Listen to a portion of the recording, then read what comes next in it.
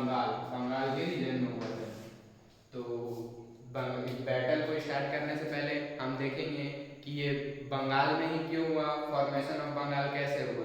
तो हम अगर बात करें तो हम लोग जानते हैं कि ब्रिटिशर हमारे इंडिया में आए थे, बहुत सारा चीज़ लेके क्या किए, ट्रेड किए, कॉमर्शियल ट्रेड के लिए आए थे। तो बात करें तो east India company, EIC, EIC stand for east India company, ये हमारे देश में कितने से ईस्वी आए थे, तो 1600 ईस्वी में। किसके टाइम में, तो on the time period of Mughal empire. कौन था मुगल एम्पायर, तो वो था हमारे जहांगीर, जहांगीर मुगल एम्पायर थे। तो अगर हम देखें तो बाद में अगर किसी काम से या कोई सा कंपनी आता है तो क्या वो अपना मकसद से आता है। तो उन लोगों का मकसद था कि वो हम लोगों को बताया, जैसा कि मतलब हम लोग को लगा कि they come as a kind of traders, मतलब वो व्यापार करने आए, लेकिन over period of time they look like became a traders, मतलब ये क्या बोल सकते हैं, शासन करने लगे। अब तो हम लोग को तो लगा कि ये ट्रेड करने आए, लेकिन बाद में पता चला कि वो थोड़ा शासन टाइप का करने लगे। तो over a period of time they become a traders, शासन करने लगे। तो ये जब मुगल एम्पायर था तो बंगाल का फॉर्मेशन बेसिकली अभी हम लोग बैटल ऑफ प्लासी चालू नहीं किए, लेकिन देख रहे हैं कि बैटल ऑफ प्लासी में मतलब जो बंगाल में हुआ था, बंगाल फॉर्म कैसे हुआ था। तो अगर हम बात करें तो ये क्या बोलते हैं, पॉलिटिशियन आफ्टर मतलब ये क्या बोल सकते हैं, ट्रेडर्स मीन्स पॉलिटिशियन पावर को इम्प्रूव कर रहे थे। लेकिन हमने तो लग रहा था, हमारे भारतीय लोगों को लग रहा था कि वो ट्रेड करने आए, लेकिन वो अपने पॉलिटिशियन पावर को यूज करते थे। तो अगर हम बात करें तो जहांगीर जो मुगल एम्पायर था, उसको एक ब्रिटिश ऑफिसर जिसका नाम था क्या बोलते हैं, थॉमस रो,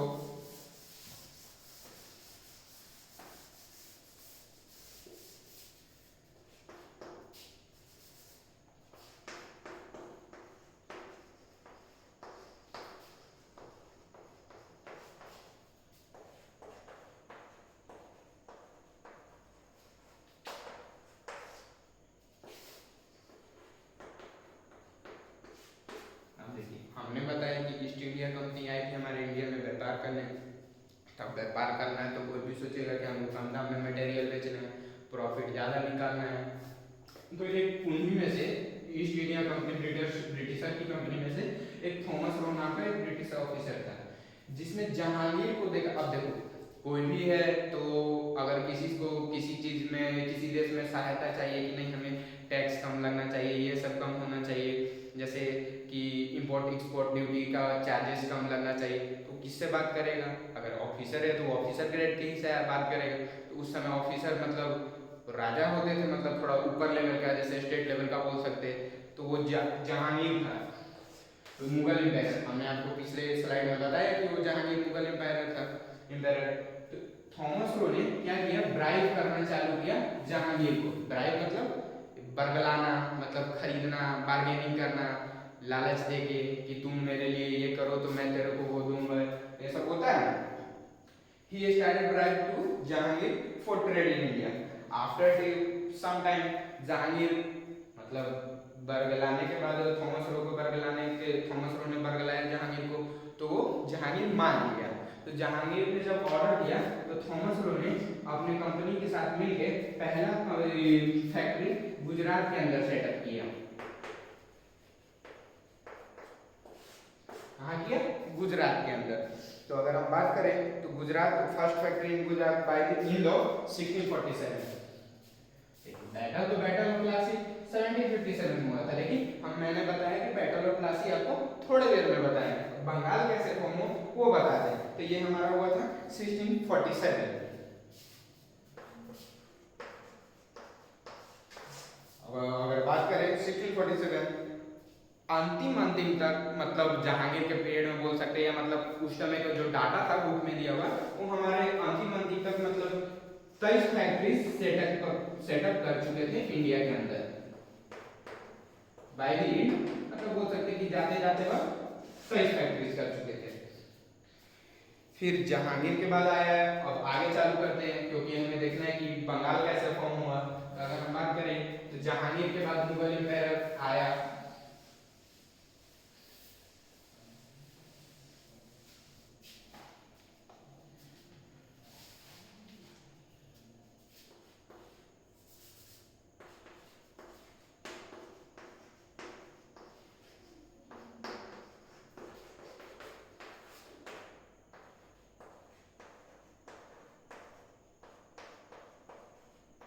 औरंगजेब कौन है? औरंगजेब। औरंगजेब जो बेसिकली था वो बंगाल को एक इंडिपेंडेंट नेशन घोषित कर दिया था। पहले वो इंपेरियलिज्म में चल रहा था, मतलब राजतंत्र में चल रहा था, लेकिन पूरे इंडिया में से अलग बंगाल को एक इंडिपेंडेंट नेशन डिक्लेयर कर दिया औरंगजेब ने basically declare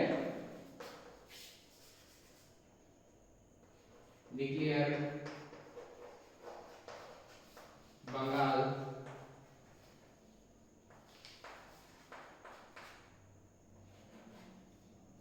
as an independent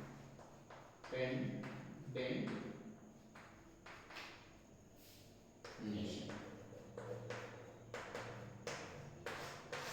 independent nation, ये इस साइड थोड़ा कम दिख रहा है तो इसको मैं फिर से आप लोग सुन भी सकते हैं। बंगाल डिक्लेयर्ड बंगाल को इंडिपेंडेंट नेशन कर दिया।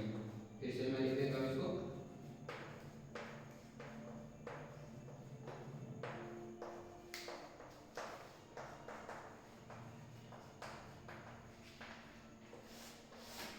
इंडिपेंडेंट नेशन कर दिया, लेकिन जो जहांगीर था उसने पहले से ही ब्रिटिशर को अलाउ कर दिया, कहता है कि नहीं टैक्स भी नहीं दोगे, कुछ भी नहीं करोगे, थोड़ा बहुत अपन लोग जो ट्रीटी किया होगा कुछ भी, तभी ना ऑर्डर दिया कि हाँ टैक्स नहीं लेंगे, इसमें कम लेंगे। लेकिन औरंगजेब जो था उसने बंगाल को इंडिपेंडेंट नेशन घोषित कर दिया। बंगाल उस टाइम का बंगाल क्या था? बंगाल की अगर बात करें तो बंगाल में कौन सा अभी के मुताबिक राजा आते थे? अगर आपको पता हो तो कमेंट में बता सकते हैं। उस टाइम के बंगाल में देखे तो Bihar,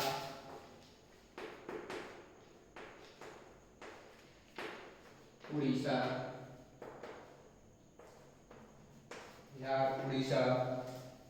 Bangladesh and north eastern state.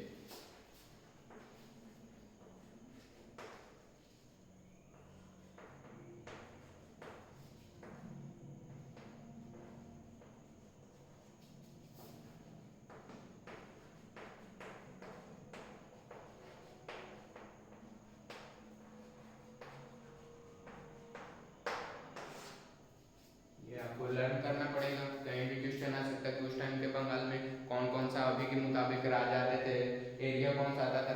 तो जिस टाइम का हम बात कर रहे हैं उस टाइम के बंगाल में Bihar, Orissa, Bangladesh and north eastern state.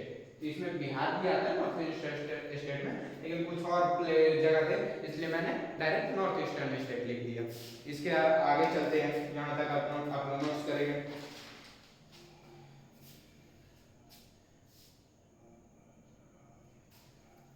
अब औरंगजेब के बाद यहाँ तक हम सोचते हैं कि आप लोग लिख लिए होंगे, हम जानते आगे देखते हैं।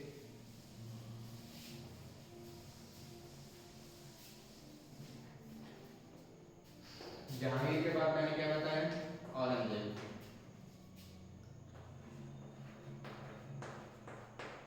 औरंगजेब के बाद एक मुगल एम्पायर आया जिसका नाम था फारूक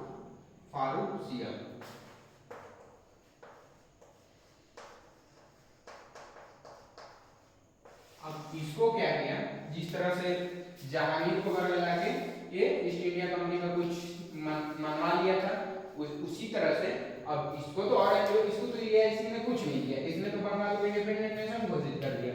लेकिन अब देखें कि फारूक है तो उसके पास ईस्ट इंडिया का कंपनी कुछ ऑफिसर गए, अंग्रेजों ने क्या किया कि इसको फिर से इसको भी अपग्रेड करना चालू किया, मैंने बरगलाना चालू किया। तो जब बरगलाना चालू किया, कुछ बोल सकते कि शर्त रखा कि तुम ये करोगे तो मैं वो दूंगा।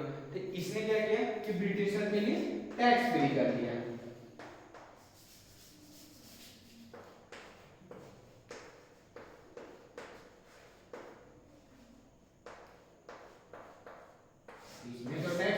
दिया। लेकिन मैंने आपको बताया पिछले स्लाइड में कि औरंगजेब ने ये क्या कर रखा था, आपको बोल सकते हैं कि ये इंडिपेंडेंट नेशन घोषित कर दिया था। अब इंडिपेंडेंट नेशन घोषित कर दिया था यानी कि वहां तो फिर ये तो फिर फारूसिया का कोई राज नहीं चलता, लेकिन मुगल एम्पायर के पास ब्रिटिशर के कि वो टैक्स फ्री कर दिया। जब टैक्स फ्री कर दिया तो औरंगजेब बंगाल के उस समय औरंगजेब के बाद देखे तो बंगाल को इंडिपेंडेंट नेशन बना दिया था। इसको मैं थोड़ा मिटाता हूँ, याद रखिएगा फारूसिया ने ईस्ट इंडिया कंपनी के लिए टैक्स फ्री किया था। अब देखते हैं कि बंगाल के नवाब कौन थे।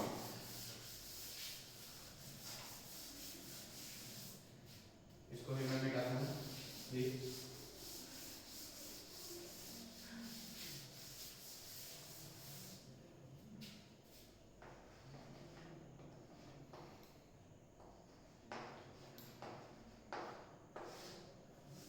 औरंगजेब ने डिक्लेयर किया इसको बंगाल को इंडिपेंडेंस है। बंगाल के पहले नवाब कौन थे? नाम था मुर्शिद कुली खान।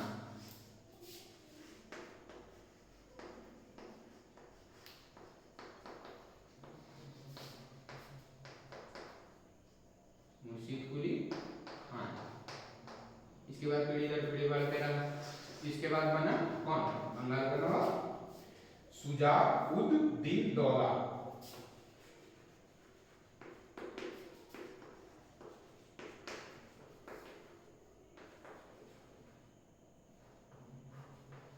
अब आप लोग को लगेगा शुजा-उद-दीन दौला कौन था? ये सन इन लॉ ऑफ मुर्शिद कुली खान।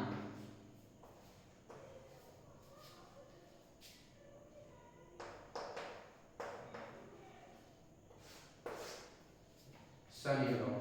इसके बाद जो थर्ड था, थर्ड कौन बना? सरफराज खान।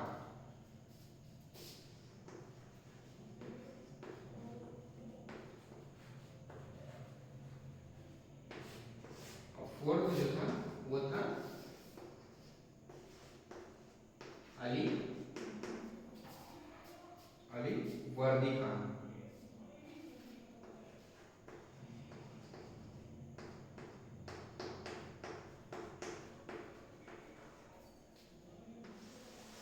अली वर्दी खान। तो जैसे मैंने बताया कि मुर्शिद कुली खान का सन इन लॉ था ये शुजा-उद-दीन दौला, जिसके बेसिकली हम लोग को उसके बारे में आगे के लिए जो जरूरत है कि वो कौन था उसी के बारे में आपको बता रहा हूँ। ये आपका कॉम्पिटेटिव एग्जाम में ये बोल सकते हैं स्टेट पीसीएस में, थोड़ा बहुत स्टेट पीसीएस में नहीं बोल सकते क्योंकि वो थोड़ा अपर लेवल का आता है, तो एनडीए का एमसीक्यू में वो अगर आपका ये सब चैप्टर काम आ सकता है। चैप्टर क्या मतलब काम क्या मतलब ये सिलेबस नहीं है। तो ये सन इन लॉ था किसका? शुजा-उद-दीन दौला, सन इन लॉ ऑफ मुर्शिद कुली खान। उसी तरह से इसका military commander Ali Vardi Khan था। किसका? अली वर्दी खान किसका मिलिट्री कमांडर था? शुजा-उद-दीन दौला। शुजा-उद-दीन दौला अली वर्दी खान शुजा-उद-दीन का मिलिट्री कमांडर था। तब किसी भी देश में अगर आप इंटर करना चाहते हैं या और उस देश के ऊपर हावी होना चाहते हैं तो आप पहले सोचेंगे कि उस देश का पावर क्या है, उसके अंदर कैपेसिटी क्या है, किससे हमको क्या करना पड़ेगा, पहले हमें ये जानना पड़ेगा। तो मुर्शिद कुली खान अगर जब मिलिट्री कमांडर है तो आप सोच सकते हैं उसके बारे में पता हो कितने पास हमारे पास कितने फौज है, कि कितने मतलब क्या बोल सकते हैं बिना कार्यरत नहीं है, मतलब कई यूज में नहीं है या ऐसे ही कितना सारे बैठे रहते हैं फौज ऐसे ही, मतलब क्या बोल सकते हैं उसको, ये मतलब कैपेबल नहीं है युद्ध करने का। लेकिन फोर्स की गिनती में तो है, काउंट करते तो फोर्स है। तो अली वर्दी खान ये मिलिट्री कमांडर था ऑफ शुजा-उद-दीन दौला, और अली वर्दी खान का ग्रैंडसन था Siraj-ud-Daulah. Military commander of Shuja-ud-din Daula कौन था? अली वर्दी खान। और अली वर्दी खान का ग्रैंडसन कौन था? सिराजुद्दौला। अब इसने देखा कि बंगाल के अंदर तो सब ईस्ट इंडिया कंपनी ने व्यापार करना चालू किया, ना टैक्स दे रहा है ना कुछ दे रहा है। बोला कि भाई मैं बेरर हूँ यहाँ का, मतलब एक तरह से शासन कर रहा हूँ, तो ईस्ट इंडिया कंपनी मर्जी मतलब मेरे बजाय परमिशन लिए क्यों इतना व्यापार कर रही ना, हम बंगाल टैक्स दे रही है, खुद तो टैक्स नहीं दे रही है, बंगाल को लोगों से कुछ भी बेच लिया तो वो टैक्स लग रहा था। क्योंकि ये क्या बोल सकते हैं सिराज, आपको मैं लिख देता हूँ, ये आप नोट कर लिए होंगे, इसके ऊपर मैं लिखता हूँ।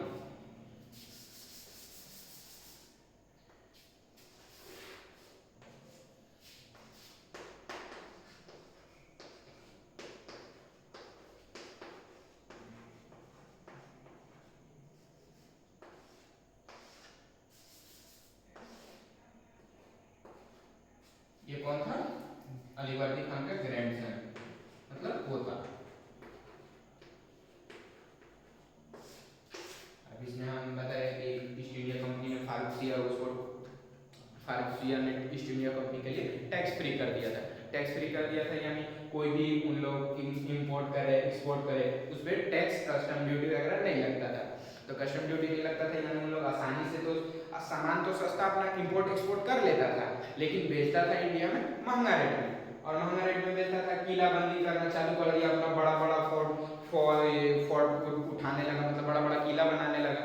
लेकिन अभी के दौर में अगर हम बात करें तो अगर शहर में देखिएगा तो आप अगर 3 फ्लैट्स ऊपर बनाना चाहे तो आपको गवर्नमेंट ऑफिसर से परमिशन लेना पड़ता है। तो वही अगर देखें तो उन लोग राजा से बिना पूछे किलाबंदी पे किलाबंदी किया जा रहा है। किलाबंदी पे भी नहीं बोला जाता, आक्रमण करने के लिए उन लोग अपना ठहराव के लिए बना के रखता था कि हमारा बेस होता है। जैसे आप बात कीजिएगा अपने सेना का एरिया होता है, जैसे बेस होता है, वहाँ पर उन लोग रुकता है, अपना हथियार रखता है, ये रखता है। तो उन लोग बिना मर्जी का ये क्या बोल सकते हैं, ये क्या बोलते हैं फोर्ट बनाने लगा, किलाबंदी करने लगा। तो किलाबंदी करने लगा तो ये सिराजुद्दौला को खराब लगा कि भाई बंगाल का नवाब मैं हूँ, मेरे को मेरे बिना बजाय न इन लोग तो टैक्स दे रहे हैं, न इन लोग क्या बोल सकते हैं हमसे बिना परमिशन लिए किलाबंदी कर रहे हैं, बिना परमिशन का सब चीज कर रहे हैं। तो यहीं से बैटल ऑफ पलासी का स्टार्ट होता है। उतना जो मैंने बताया वो आपका था how formation of Bengal. Battle of Plassey का स्टार्ट यहाँ से होता है। अब ज्यादा नहीं बचा तो बस 10 से 15 मिनट लगेंगे बैटल ऑफ पलासी को बताने में। मेन था फॉर्मेशन ऑफ बंगाल, यहीं से आपका आगे बढ़िएगा battle of Buxar, Anglo Mysore war, यहीं से मतलब बंगाल से ये सब रिलेटेड है। बेसिकली अगर बात करें तो उस समय का 1/4 पॉपुलेशन कहाँ रहता था इंडिया के उस समय में, तो बंगाल में रहता था 1/4 पॉपुलेशन। अगर 100 था तो 25 वहां अकेले रहते थे, अकेले और रीजन था लेकिन अकेले बंगाल में 25% रहते थे। तो बैटल ऑफ पलासी में निकाला उस टाइम का नवाब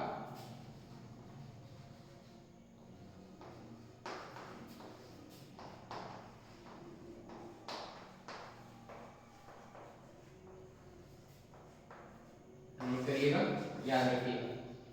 ठीक है, कहाँ से याद करना है? पहला नवाब बंगाल का कौन था? मुर्शिद कुली खान। उसका सन इन लॉ कौन था? सुजाउद्दीन दौला। सेकंड नवाब ऑफ बंगाल का वो सुजाउद्दीन दौला। थर्ड था सरफराज खान। सरफराज खान के बाद आया अलीवर्दी खान। अलीवर्दी खान कौन था? Military commander of Shujauddin Daula. Shujauddin Daula का मिलिट्री कमांडर था। अलीवर्दी खान का ग्रैंडसन कौन था? सिराजुद्दौला। सिराजुद्दौला को ये मतलब अभी बंगाल का नवाब था कह सकते हैं, अंतिम मतलब अंतिम नहीं मतलब बैटल ऑफ प्लासी तक का। तो बैटल ऑफ प्लासी सिराजुद्दौला। अब इसको मैंने बताया कि ईस्ट इंडिया कंपनी ना इससे परमिशन ले रही थी कुछ काम करने के लिए, जो भी कर रहा था अपने मर्जी से। तो इसने अपने कोर्ट में ब्रिटिशर ऑफिसर को बुलाया। तो ब्रिटिशर ऑफिसर को बोला, कॉल किया कि हमारे कोर्ट में पेश हो।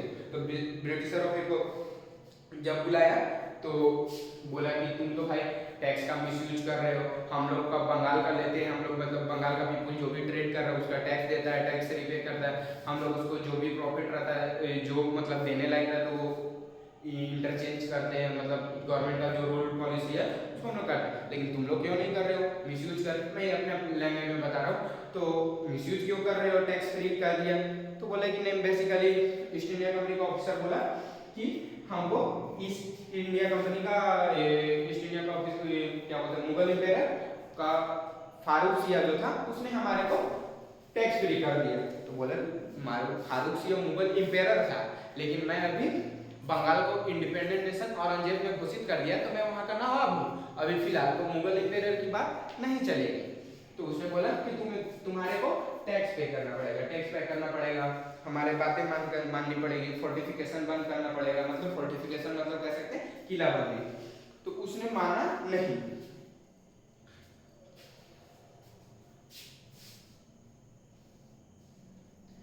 तो सिराजुद्दौला उस समय तक ईस्ट इंडिया कंपनी के साथ फ्रेंच ईस्ट इंडिया कंपनी भी आ गई थी।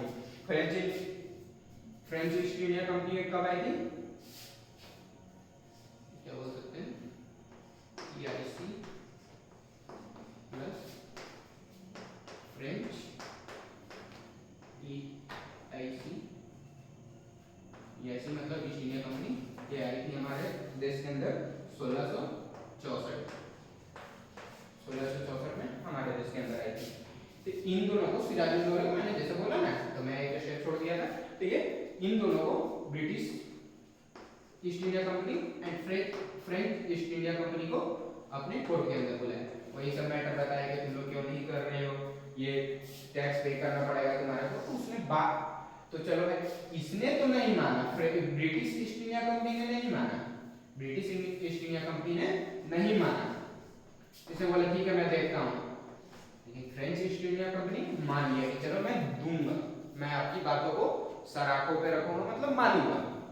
तो ब्रिटिश ईस्ट इंडिया कंपनी ने नहीं माना, तो वो अब नहीं माना, राजा है तो वो तो गुस्सा मानेगा तो उसने उसका फोर्ट जो आसपास का था, मैं आपको पढ़ के रीड करके थोड़ा बताता हूँ।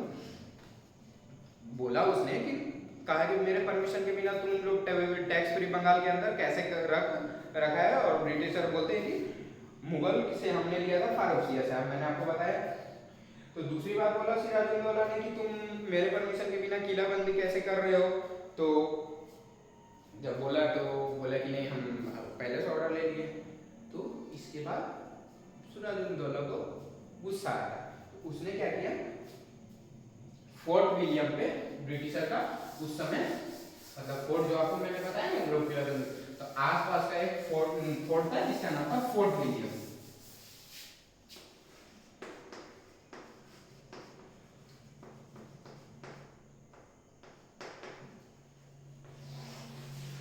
उस टाइम फोर्ट विलियम में 146 लोग थे। सिराजुद्दौला को गुस्सा आया, तो उसने जाके डायरेक्ट अटैक कर दिया किस पे, फोर्ट विलियम पे। तो फोर्ट विलियम पे जाके उसने मारा नहीं किसी को, उसने क्या किया, काल कोठरी बोलते, कंजस्टेड रूम, उसमें ना हवा आने की जगह, कुछ भी पानी साधन, पानी मतलब खाना वाना कुछ नहीं दिया गया, एक दिन तक बंद कर दिया गया। तो उसमें से 123 लोग अगला दिन देख पाए जाते हैं कि मृत्यु हो गया, मतलब उनका डेथ हो गया। तो 123 का मृत्यु हो गया, तो एलाइव कितने रहे, 23 वर एलाइव। इसमें से अब 123 तो मर गया, तो जो कोई भी तो बचा होगा ना, बाहर गया होगा, तो उसने आके देखा कि 123 लोग मारे गए। तो 23 में से एक का नाम था हॉवेल।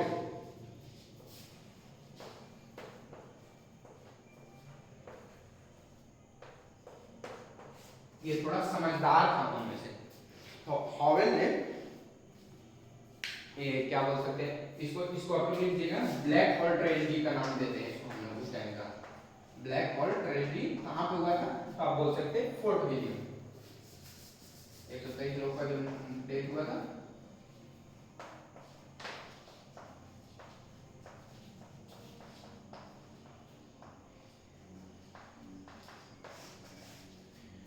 हॉवेल जो था उसने एक मद्रास के अंदर, मद्रास रीजन पे भी हमारे ब्रिटिशर का शासन चल रहा था, तो मद्रास के अंदर एक रॉबर्ट क्लाइव आपने सुना होगा, वहां पे उस कार्यरत ऑफिसर, हेड ऑफिसर के तौर पे था। तो उसने बताया, हॉवेल ने इसको मद्रास के अंदर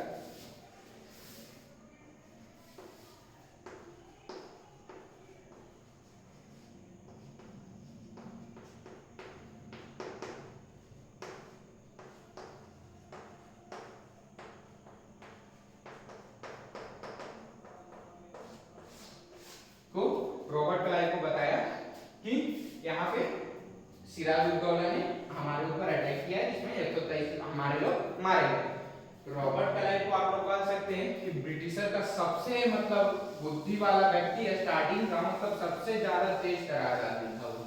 मतलब कह सकते हैं डिप्लोमेटिक बात करना हो, वार के लिए क्या करना हो, कैसे नहीं करना है, क्या मैनेज करना है, किस तरह से युद्ध लड़ना है, कैसे जीतना है, कैसे जीत सकते हैं।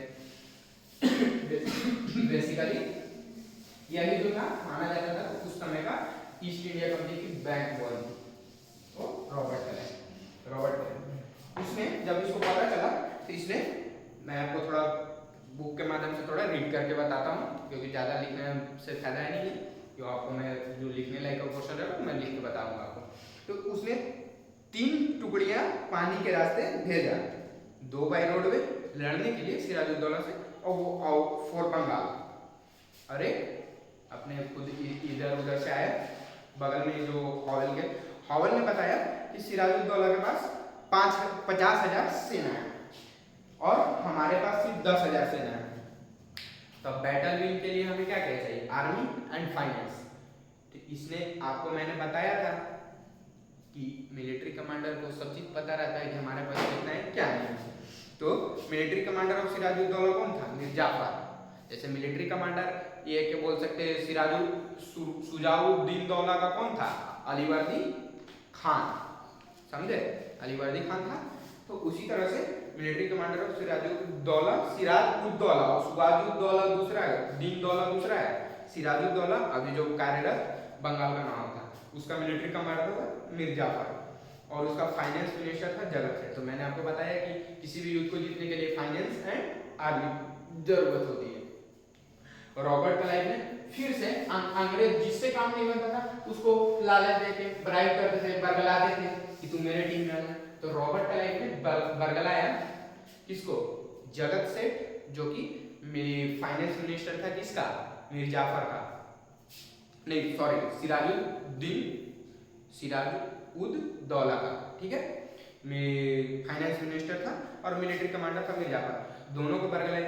मीर जाफर को बोला कि अगर तुम मेरा सहायता करते हो तो मैं तुम्हें बंगाल का नवाब बना दूंगा। और जगत सेठ को बोलता, फाइनेंस मिनिस्टर था तो उसको फाइनेंस के मामले में बरगलाना चालू किया कि अगर तुम मेरे को मदद करोगे पैसा का तो मैं ये एरिया जीतने के बाद तुमको पैसा से तौल दूंगा। तो भाई पैसा तो सबको ही चाहिए, किसको नहीं चाहिए। तो पैसा के मामले में उन लोग पैसा को सुन के और वो सोचा कि बंगाल का नवाब बना देगा तो चलो मैं इसका साथ देता हूँ। तो रीढ़ की हड्डी कोई भी होती है मिलिट्री कमांडर, जैसे हमारे अंदर देख सकते हैं अभी जो हमारे मनोज पांडे सर मिलिट्री के ये चीफ है, मतलब सबसे हाईएस्ट पोस्ट भी मिलिट्री का होता है ना, वो मनोज पांडे सर है। अब उनको तो सब पता होगा कि हमारे अंदर टुकड़ियाँ कितने हैं, कि क्या है हमारे सेना का। तो मीर जाफर ने वो सारा डिटेल दे चुका था। तो वो मीर जाफर तो सारा डिटेल दे चुका था, लेकिन सिराज उद्दौला को लगा कि मिलिट्री कमांडर मेरे तरफ है। लेकिन ये जो वार स्टार्ट हुआ, बैटल ऑफ प्लासी जिसको बोलते हैं, वो स्टार्ट हुआ Mir Jafar plus East India Company plus Jagat Seth, ये हमारे एक टुकड़ी हो गए टोटल मिलके, और वर्सेस हुआ सिराजुद्दौला के। Battle happened near Bhagirathi river.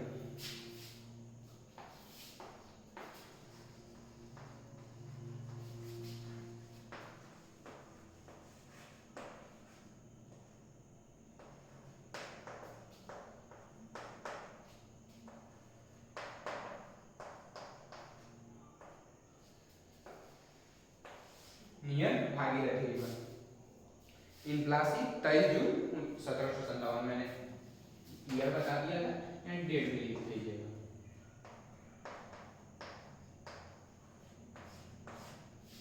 चलिए ठीक है, आगे बढ़ते हैं।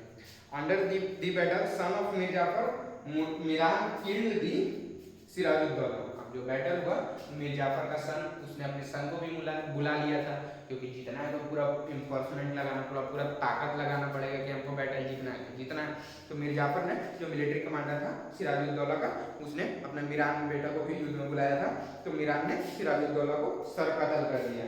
Now new nawab of Bengal as the policy given by East India Company. तो मीर जाफर बना रूल के हिसाब से। तो मीर जाफर इसने सोचा कि जब मैं नवाब बन गया हूँ तो नवाब के अंदर उस समय 2 राइट रहते थे, दीवानी अरे निजामत राइट। निजामत राइट क्या था, लॉज एंड रूल्स के लिए, और दीवानी राइट रेवेन्यू के लिए।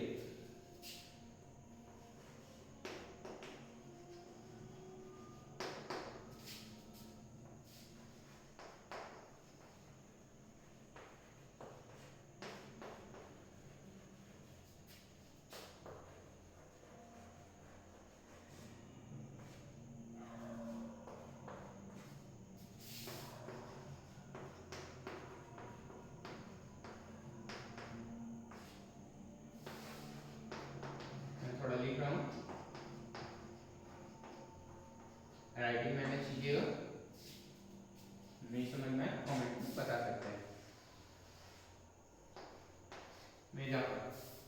ये क्या सोचा, अब तो मैं बंगाल का नवाब बन गया हूँ, तो एजुकेट कंडीशन जो बंगाल के नवाब के अंदर रहता है वो हमारे हाथ में होना चाहिए। जैसे दीवानी राइट हो गया और निजामत राइट। दीवानी राइट मतलब रेवेन्यू टैक्स वगैरह और निजामत राइट यानी लॉ रूल्स। तो ये गलत फहमी था मिर्जाफर का कि हमारे ये दोनों जो राइट्स है वो हमारे अंदर है।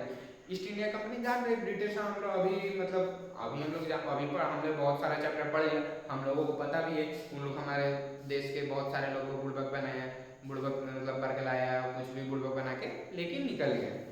तो उसने उसका एक गलत फहमी था कि ये दोनों राइट हमारे अंदर है, लेकिन ऐसा नहीं हुआ कि उसको कुछ भी और काम करना पड़ता था तो ईस्ट इंडिया कंपनी से ऑर्डर लेना पड़ता था। लॉज या रूल्स कोई भी इंप्लीमेंट करना था ईस्ट इंडिया कंपनी से आदेश लेना पड़ता था। ये तो फिर नाउ मिर्जाफर बिकम प्यूपिट ऑफ किसका, ईस्ट इंडिया कंपनी। प्यूपिट मींस कठपुतली, वो तो कठपुतली बन के रह गया, सिर्फ उसको इशारे पे काम करना है, क्योंकि कोई भी काम करना है तो उसको पूछ के करना पड़ता था।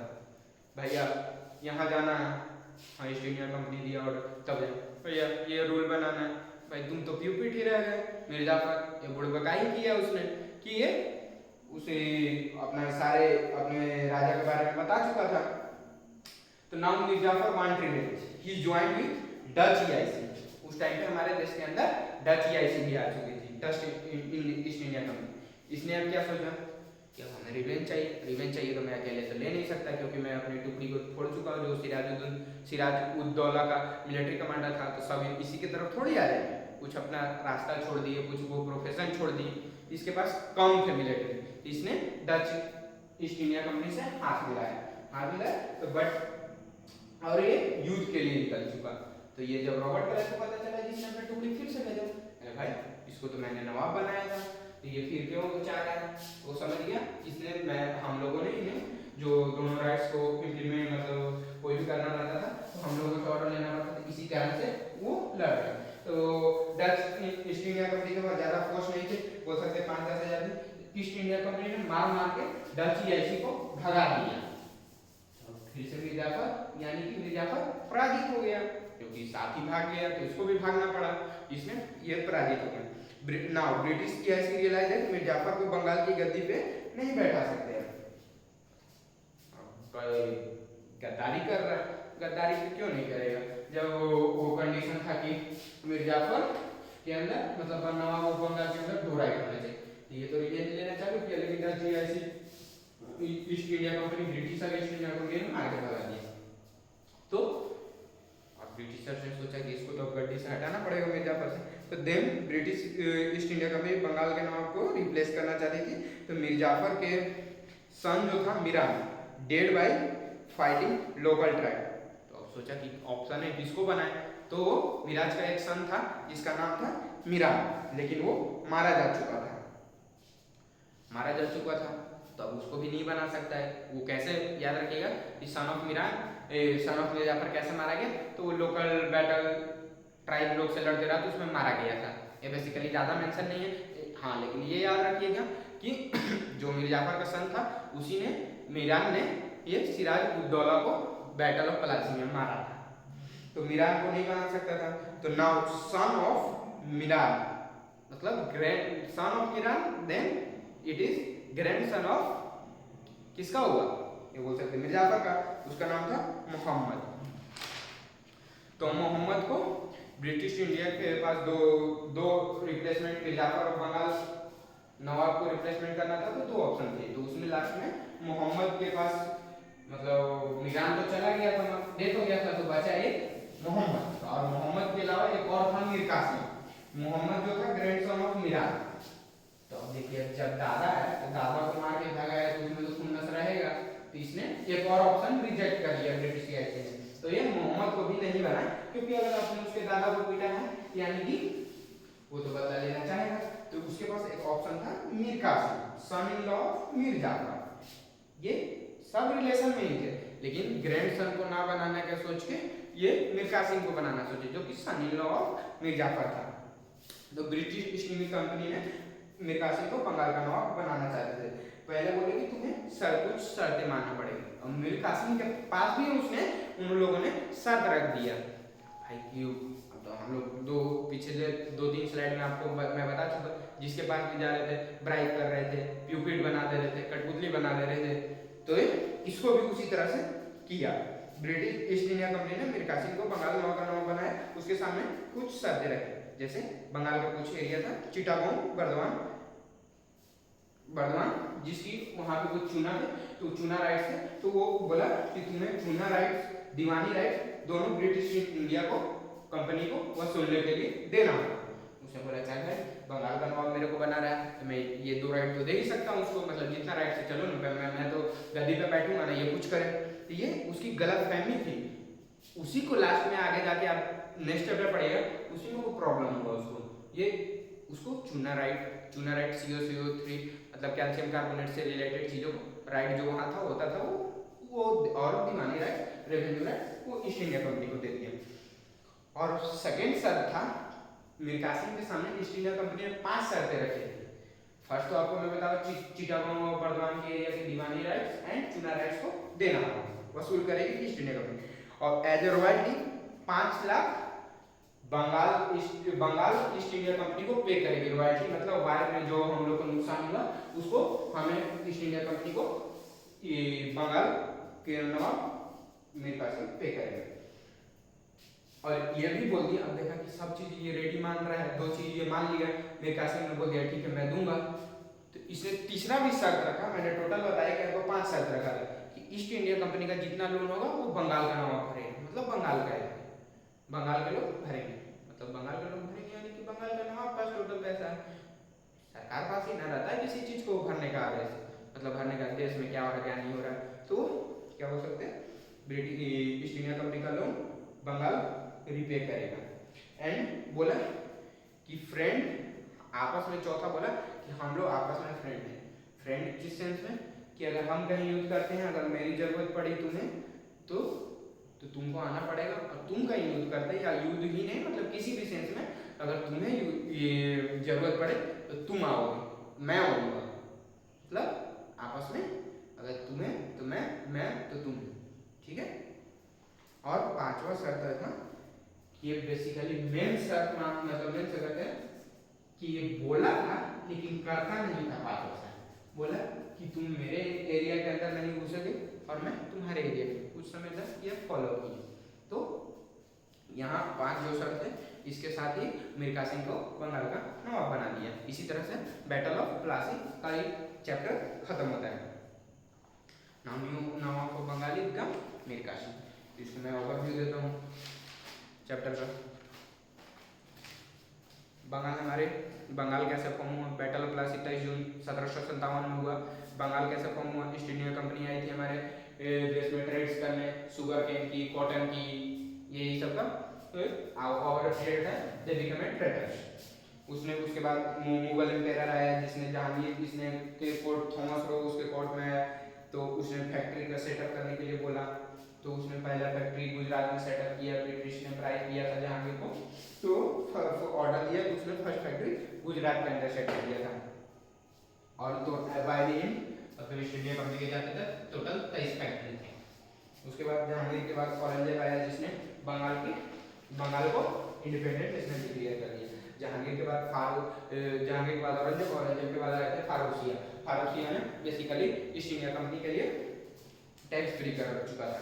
औरंगजेब ने तो बंगाल को इंडिपेंडेंट नेशन घोषित कर दिया, तो वहाँ के नवाब बनते, नवाब ऑफ बंगाल फर्स्ट मुर्शिद कुली खान, उसके बाद सुजाउद्दीन दौला। याद रखिएगा सुजाउद्दीन दौला और सिराजुद्दौला में फर्क है। तो मुर्शिद कुली के बाद सुजाउद्दीन दौला बना। थर्ड कौन बना, सरफराज खान। फोर्थ अलीवर्दी खान। अलीवर्दी खान कौन था, सुजाउद्दीन दौला का मिलिट्री कमांडर। अलीवर्दी खान का ग्रैंडसन सिराजुद्दौला, इसी के कारण बैटल ऑफ प्लासी हुआ था कि मतलब बेसिकली इसी ने मिलके ईस्ट इंडिया कंपनी के साथ बैटल ऑफ प्लासी किया था। बैटल ऑफ प्लासी सिराजुद्दौला का एरिया रखिएगा 23 साल का था जिस समय वो लड़ा था। तो इसने ब्रिटिशर को पहले लड़ने से पहले अपने कोर्ट में बुलाया। उस time French east India company पे आ गई कि तुम लोग टैक्स क्यों नहीं पे कर रहे हो, बिना ऑर्डर के तुम लोग फोर्टिफिकेशन की लाबंदी क्यों कर रहे हो। ये बोला ब्रिटिशर्स ने, फ्रेंच ईस्ट इंडिया कंपनी ने तो मान लिया इस बात को, ठीक है मैं पे भी करूँगा, ये सब बंद कर दूंगा, लेकिन ब्रिटिश इंडियन कंपनी ने हाँ देख लूँगा बाद में कर लूँगा, इस तरह से बोल के और निकल गए। तो फिर तो सिराजुद्दौला को गुस्सा आया कि भाई एक माना एक नहीं माना। उसने फोर्ट विलियम किला मतलब फोर्ट विलियम किला का नाम था ब्रिटिश ईस्ट इंडिया कंपनी का, उस पर जाकर अटैक किया। वहाँ पे 146 लोग रहते थे, जिसमें 123 लोग मारे गए। उस ट्रेजेडी का नाम दिया था ब्लैक हॉल ट्रेजेडी। और जो 23 लोग उसमें से बचे, उसमें से एक था होवेल, जिसने मद्रास के अंडर बोल सकते हैं मतलब ब्रिटिश का ऑफिसर, हेड ऑफिसर था वो रॉबर्ट क्लाइव था। उसने रॉबर्ट क्लाइव को बताया कि हमारे साथ ऐसा ऐसा इंसिडेंट हुआ है, उनके 50,000 फौज है और हमारे पास 10,000 है, तो हम तो युद्ध नहीं लड़ सकते। तो उसने बोल सकते हैं बेसिकली कि सिराजुद्दौला के मिलिट्री कमांडर मीर जाफर को बरगलाया, जगत सेठ को बरगलाया, फाइनेंस मिनिस्टर था जगत सेठ, क्योंकि युद्ध से लड़ने के लिए आर्मी एंड फाइनेंस की जरूरत होती है। बरगलाने के बाद फाइनेंस मतलब मीर जाफर को बोला था कि तेरे को मैं नवाब बना दूंगा और जगत सेठ को पैसा से तोड़ दूंगा। मीर जाफर तो बन गया, लेकिन उसने देखा कि मेरे को पावर एक्सरसाइज नहीं करने दे रहा दीवानी एंड निजामत, उसने भी युद्ध करना सोचा। तो इसने डच ईस्ट इंडिया कंपनी के साथ ब्रिटिश ईआईसी पर अटैक किया। ब्रिटिश ईआईसी इतना पावरफुल थी कि डच ईआईसी को हरा कर भेज दिया। तो मीर जाफर को वहां से हार कर सामना करना पड़ा, वहां से भागा। तो ब्रिटिश ईस्ट इंडिया कंपनी ने सोचा कि अब तो मिर्जा नवाब को बंगाल चेंज करना पड़ेगा। उसके पास ऑप्शन था ये कि मीरान को बनाए, जो सन था उसका, तो नहीं उसको भी नहीं बना सकता था। उसका ग्रैंड सन जो था, उसका क्या नाम था,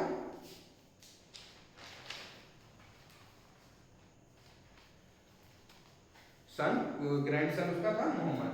तो मोहम्मद एक ऑप्शन था उसके पास, and son in law of Mir Jafar कौन था, मीर कासिम, दो ऑप्शन था। तो मोहम्मद को तो नहीं बना सकता क्योंकि पोता था, दादा को मारा तो भाई दुख तो रहेगा, तो वो उसको नहीं बना सकता था। तो इसलिए उसने मीर कासिम को बनाया। मीर कासिम ने भी देखा मेरे को भी पावर एक्सरसाइज नहीं करने दे रहा है, समझे। वो देखा तो वो आगे देखेंगे, लेकिन उसके बंगाल को नवाब मीर कासिम को बनाने के लिए ब्रिटिश ईआईसी ने 5 शर्तें रखे थे। जो पहला शर्त थी कि चिट्टागोंग एंड बर्दवान बंगाल का एरिया का जो दीवानी राजचंद चुना रेट होगा वो हमारे अंडर होगा। तो बंगाल रॉयल्टी के तौर पे हमें 5 लाख पे करेगी, हमारे जो जितने भी लोग हैं वो बंगाल रिपे करेगा। एंड चौथा, हम आपस में फ्रेंड है, हमें जब जहाँ जरूरत होगा तो तुम आओगे, तुम्हें जहाँ जब जरूरत होगा तो मैं आऊँगा। और पांचवा था कि हम ना हमारे एरिया के अंदर तो बिना परमिशन को तुम लोग इंटर करोगे ना, हम लोग तुम्हारे एरिया के अंदर परमिशन करेंगे। ठीक है दोस्तों, ऐसे रिवाइज कर लीजिएगा। इससे आपको एनडीए का क्वेश्चन, एनडीए में मतलब यूपीएससी जो एनडीए एग्जाम कंडक्ट कराता है उसमें आपका 1 से 2 क्वेश्चन देखने को मिल सकते हैं। मॉडल हिस्ट्री का फर्स्ट पार्ट है, मतलब फर्स्ट पार्ट का है ये स्टार्टिंग का चैप्टर है। ठीक है, आशा करता हूँ आप सब लोगों को समझ में आया। फिर मैं आता हूँ नेक्स्ट वीडियो के साथ।